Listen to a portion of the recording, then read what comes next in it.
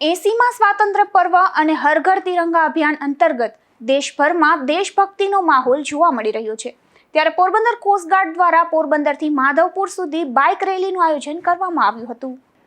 80માં સ્વાતંત્ર્ય પર્વ અને હર ઘર તિરંગા અભિયાન અંતર્ગત પોરબંદર કોસ્ટગાર્ડ દ્વારા પોરબંદરથી માધવપુર સુધી એક બાઇક રેલીનું આયોજન કરવામાં આવ્યું હતું, જેમાં રાષ્ટ્રભક્તિનો સંદેશ જન સુધી પહોંચાડવાના હેતુથી યોજાયેલી આ બાઇક રેલીમાં કોસ્ટગાર્ડના કુલ 30 જેટલા બાઇકર્સ જોડાયા હતા. આ રેલીની ખાસિયત એ હતી કે તેમાં 20 જેટલા એનસીસી કેડેટ્સ પણ પિલિયન રાઇડર તરીકે ઉત્સાહભેર જોડાયા હતા અને હાથમાં તિરંગો લહેરાવતા બાઇકર્સ અને એનસીસી કેડેટ્સે રાષ્ટ્રપ્રેમ અને એકતાનો સંદેશ આપ્યો હતો.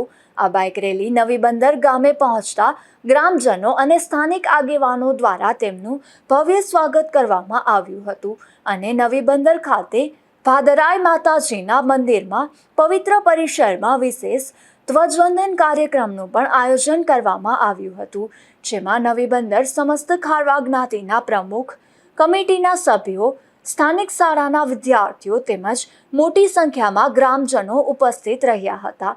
આ પ્રસંગે ભારતીય તટરક્ષક દળના અધિકારી વાસબાઈ, મરીન પોલીસ ઇન્સ્પેક્ટર તેમજ નવી બંદર ખારવા સમાજના પ્રમુખ સૌજીભાઈ સલેટ સહિતના મહાનુભાવોની ઉપસ્થિતિમાં આન બાન અને શાન સાથે રાષ્ટ્રધ્વજ ફરકાવવામાં આવ્યો હતો.